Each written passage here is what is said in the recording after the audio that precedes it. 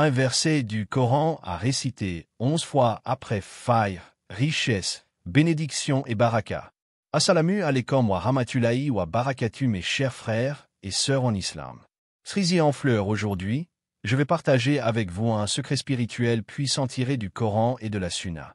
Un verset béni que vous pouvez réciter 11 fois après la prière du faïr pour attirer la richesse licite, la bénédiction et la baraka dans votre vie. Mosquée étincelle. Pourquoi ce sujet?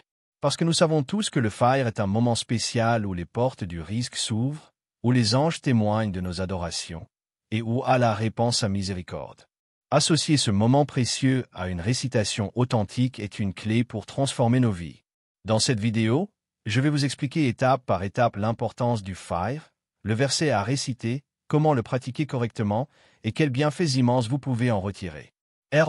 Restez bien jusqu'à la fin, car je vous donnerai des conseils pratiques et une doua spéciale.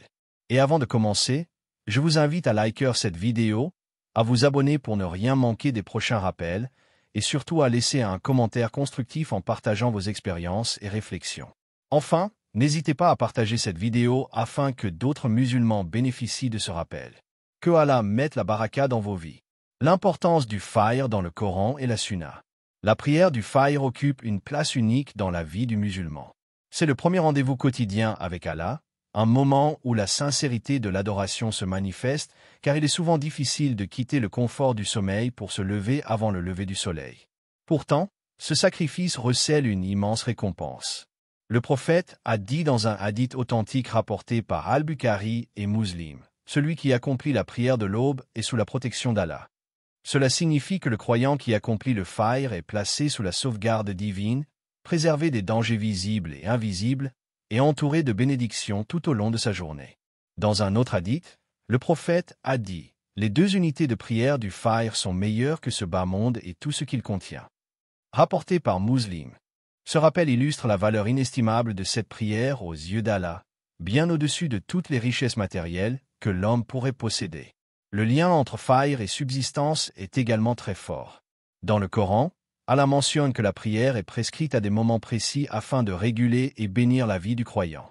Le faïr, en particulier, est lié au début de la journée, moment où les portes du risque, subsistance, s'ouvrent. Les savants expliquent que se lever pour faïr attire la baraka dans le travail, dans les affaires, dans la santé et dans les relations. Le risque en islam n'est pas seulement l'argent. Il inclut la tranquillité du cœur, la santé, la connaissance, les bonnes relations et le temps profitable. De nombreux savants, tels qu'Ibn al-Qayyim et l'imam al-Ghazali, ont insisté sur l'importance des adhkars du matin, en particulier après le faïr. Ils enseignaient que ces invocations sont une protection spirituelle et une source d'énergie pour affronter les épreuves de la journée. Celui qui s'y attache voit sa vie transformée, car il commence sa journée avec le rappel d'Allah, et tout ce qui suit s'inscrit sous le signe de sa miséricorde.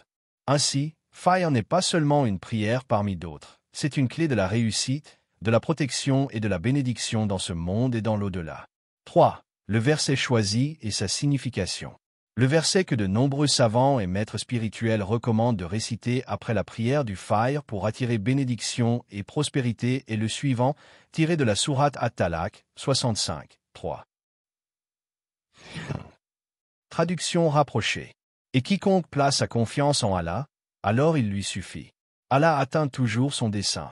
Allah a assigné à chaque chose une juste mesure. Ce verset met en lumière une règle universelle. Celui qui s'en remet à Allah avec sincérité et confiance trouve en lui la suffisance. Autrement dit, Allah se charge de ses affaires, le protège, lui ouvre les portes de la subsistance et le guide vers ce qui est bénéfique. Ce n'est pas seulement une promesse spirituelle, mais aussi une garantie divine de soutien dans les aspects matériels et immatériels de la vie. Dans le Tafsir d'Ibn Kathir, il est expliqué que ce verset signifie que celui qui met toute sa confiance en Allah, en cherchant uniquement son agrément et en lui confiant ses affaires, Allah lui accorde une issue, une ouverture et une subsistance au-delà de ce qu'il pouvait imaginer. Le tawakkul, la confiance en Allah, est présenté comme une des plus grandes causes d'obtention du risque et de la baraka. Pourquoi ce verset est-il recommandé pour attirer bénédiction et prospérité? Parce qu'il nous enseigne que la véritable richesse n'est pas dans les moyens que nous possédons, mais dans la reliance à celui qui détient les trésors des cieux et de la terre. Réciter ce verset, En méditant sur son sens, ancre dans le cœur une confiance profonde qui attire la sérénité et qui ouvre les causes matérielles de la subsistance. De nombreux musulmans ayant pratiqué ce dhikr témoignent d'un soulagement dans leurs dettes, d'opportunités inattendues et d'une paix intérieure durable. Quant au fait de le réciter 11 fois après le fajr, il s'inscrit dans la tradition prophétique qui accorde une valeur particulière aux nombres impairs. Le prophète a dit « Allah est impair, witr, et il aime l'impair ». Rapporté par Al-Bukhari et Muslim. Répéter ce verset 11 fois permet de graver son sens dans le cœur, de renforcer l'état de tawakkul et de multiplier les bénédictions liées à la récitation du Coran. Ainsi, ce verset n'est pas une formule magique, mais une clé spirituelle. Celui qui le récite avec foi, constance et sincérité, tout en agissant dans le halal et en faisant les efforts nécessaires, voit Allah lui ouvrir des portes de risque et de baraka qu'il n'aurait jamais pu atteindre par ses seuls moyens. Pour que la récitation du verset de la sourate At-Talaq, 65, 3, porte ses fruits et devienne une source de bénédiction et de prospérité, il est essentiel de respecter certaines conditions et de l'accomplir avec sincérité. Voici les étapes concrètes à suivre. 1. La pureté et l'état de wudu. Avant de réciter ce verset, il est recommandé d'être en état de pureté rituelle. Avoir accompli les ablutions, wudu, après la prière du fajr est la première condition. La pureté extérieure reflète la pureté intérieure et prépare le cœur à recevoir la lumière du Coran. 2. Le moment, après la prière du fajr. Cette récitation doit se faire juste après avoir terminé le dhikr habituel du fajr. C'est un moment béni, car le prophète a demandé à Allah de bénir sa communauté dans les heures matinales. Réciter à ce moment précis permet de commencer la journée sous la protection divine. 3. La posture et l'orientation. Il est recommandé de s'asseoir calmement, dans une position confortable, et de s'orienter vers la Qibla. Même si ce n'est pas une obligation stricte, cela renforce la concentration et le respect dans l'acte d'adoration. Le fait de garder le dos droit et de fermer les distractions aide à entrer dans un état de méditation. 4. L'intention, Niyya. L'intention est le cœur de toute action en islam. Avant de commencer, le croyant doit placer son intention non pas uniquement dans la recherche de richesses matérielles, mais surtout dans la recherche de l'agrément d'Allah. La richesse n'est qu'un moyen, la baraka et la proximité d'Allah sont la véritable finalité. 5. La manière de réciter. Le verset se récite calmement, à voix basse mais audible pour soi-même. Il ne s'agit pas de réciter mécaniquement, mais de prendre le temps de méditer chaque mot. Pensez à la signification. Quiconque place sa confiance en Allah, il lui suffit. Cela nourrit la foi, renforce le tawakkul et imprègne le cœur d'assurance. 6. La répétition 11 fois. Le choix de 11 récitations n'est pas arbitraire. Comme évoqué plus tôt, l'islam valorise les nombres impairs, car Allah est unique. Répéter 11 fois permet de graver ce verset dans l'esprit, de renforcer la concentration et d'instaurer une discipline spirituelle. Cette répétition a pour but d'approfondir la méditation, non de multiplier mécaniquement des mots. 7. La régularité. Le secret de cette pratique réside dans la constance. Celui qui s'y attache chaque matin verra des changements dans sa vie, parfois subtils mais toujours bénéfiques. La persistance dans le dhikr attire la miséricorde d'Allah et ouvre les portes de la subsistance. En appliquant ces étapes avec sincérité, le croyant transforme sa matinée en un moment de reliance profonde à Allah. Ce n'est pas seulement une récitation, mais une véritable discipline spirituelle qui, jour après jour, attire la bénédiction, la paix intérieure et la baraka dans chaque aspect de la vie. Bénéfices spirituels et matériels. La récitation régulière du verset « Et quiconque place sa confiance en Allah, il lui suffit ». Après le fajr n'est pas un simple exercice de mémoire ou une tradition culturelle. Elle produit de véritables effets, à la fois dans le cœur du croyant et dans sa vie quotidienne. 1. Les effets sur le cœur, apaisement et tawakkul. Lorsque le croyant médite ce verset, son cœur se détache progressivement des angoisses liées à la subsistance. Beaucoup d'hommes et de femmes s'inquiètent du lendemain, de leur travail, de leurs dettes ou de leurs projets. Or, la répétition de ce verset les ramène vers une vérité fondamentale. Allah est le garant de tout. Cela apporte une paix intérieure profonde. L'inquiétude diminue, la confiance en Allah, tawakkul, se renforce et le cœur goûte à une tranquillité que rien ne peut acheter. C'est une baraka spirituelle incomparable. 2. Les effets sur la vie quotidienne, ouverture des portes du risque. La subsistance, risque, en islam ne dépend pas uniquement des efforts humains, mais surtout de la volonté divine. Celui qui récite ce verset avec constance constate souvent des ouvertures inattendues.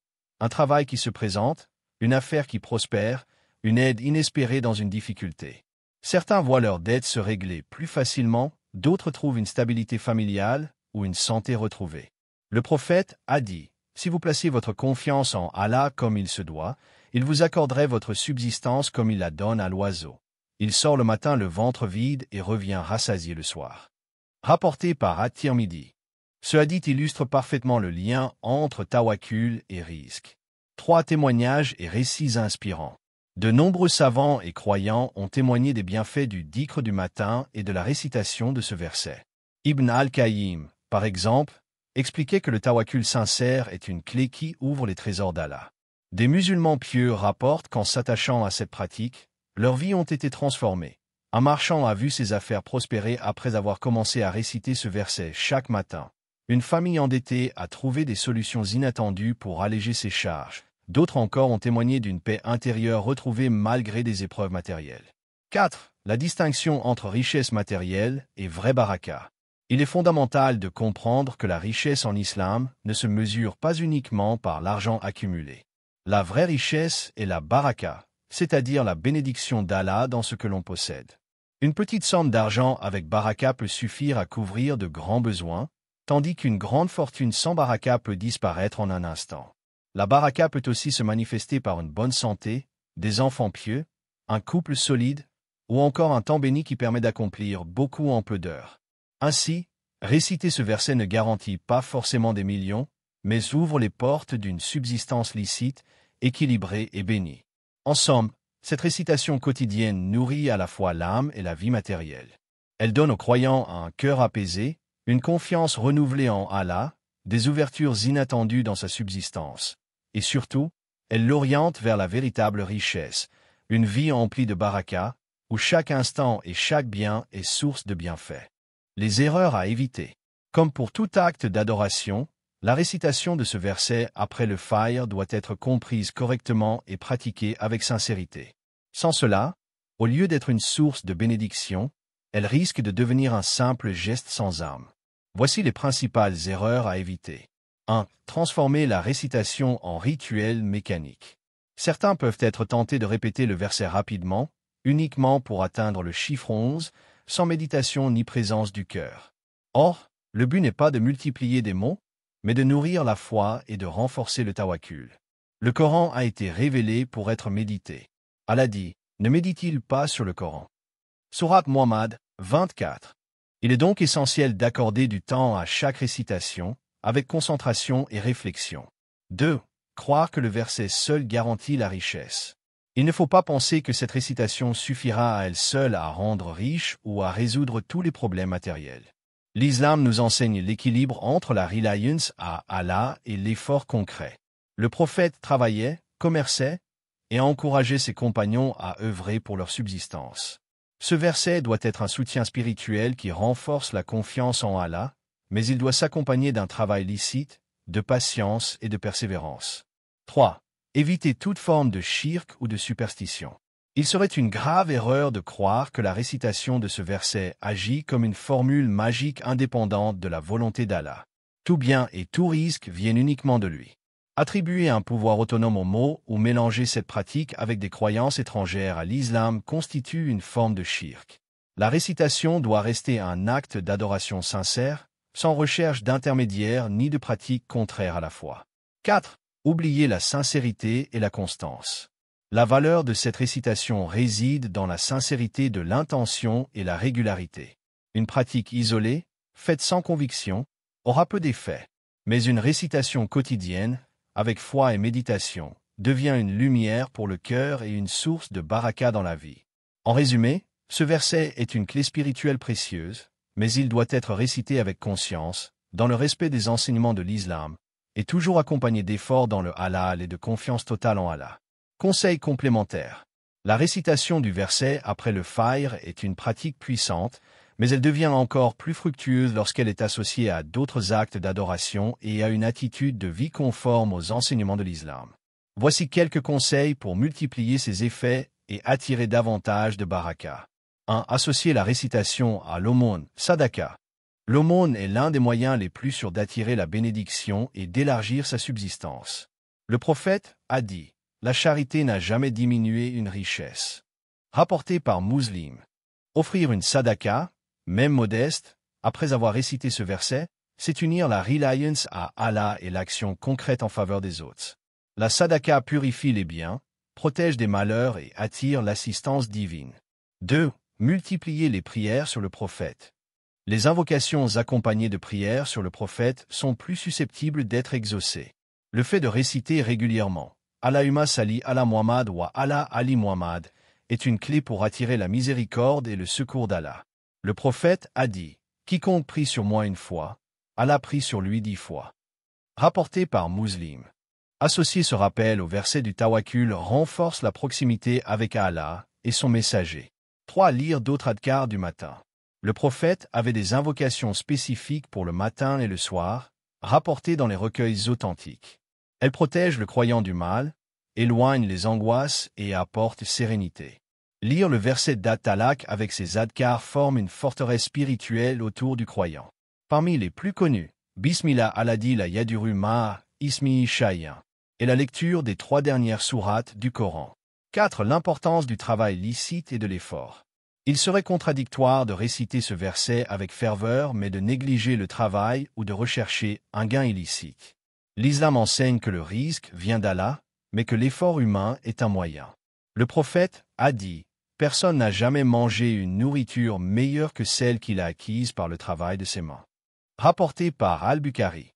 La récitation attire la baraka, mais c'est le travail honnête qui permet de récolter ses fruits. 5. La gratitude, shukr, comme clé de l'abondance. Enfin, un des plus grands secrets pour conserver et multiplier la subsistance est la gratitude. Allah dit, si vous êtes reconnaissant, très certainement j'augmenterai mes bienfaits pour vous. Sourate Ibrahim 7. Remercier Allah chaque matin pour ce que l'on possède, même si cela semble peu, ouvre les portes de l'abondance. La gratitude transforme le peu en beaucoup et fait prospérer la baraka dans chaque aspect de la vie. Ainsi, associer la récitation du verset de la sourate At-Talaq à la sadaka, aux prières sur le prophète, aux adhkars du matin, à un travail licite et à une gratitude constante, c'est transformer un simple dhikr en une discipline spirituelle complète, qui éclaire le cœur et bénit la vie. En résumé, nous avons vu ensemble l'importance de la prière du fajr et du moment béni qui suit, le verset puissant de la sourate At-Talaq à réciter 11 fois, les étapes pratiques pour l'appliquer correctement, les immenses bienfaits spirituels et matériels qu'il apporte, ainsi que les erreurs à éviter et les conseils complémentaires pour renforcer cette pratique. Je vous encourage à commencer dès demain matin. Levez-vous pour le fajr, récitez ce verset avec sincérité, et voyez comment Allah mettra de la lumière, de la sérénité et de la baraka dans vos journées. Soyez constants, et vous découvrirez des bienfaits insoupçonnés. Avant de terminer, je fais une doua pour chacun d'entre vous. Qu'Allah ouvre vos cœurs à sa miséricorde, qu'il accorde la prospérité licite, qu'il bénisse vos familles, vos biens et votre santé, et qu'il fasse de ce rappel une cause de rapprochement d'Allah. Si cette vidéo vous a été utile, je vous invite à laisser un like, à vous abonner à la chaîne et à activer la cloche pour ne manquer aucun autre rappel. N'hésitez pas à partager cette vidéo autour de vous afin que d'autres bénéficient de ces conseils. Et laissez un commentaire constructif pour partager vos expériences et vos réflexions. Que Allah vous récompense abondamment.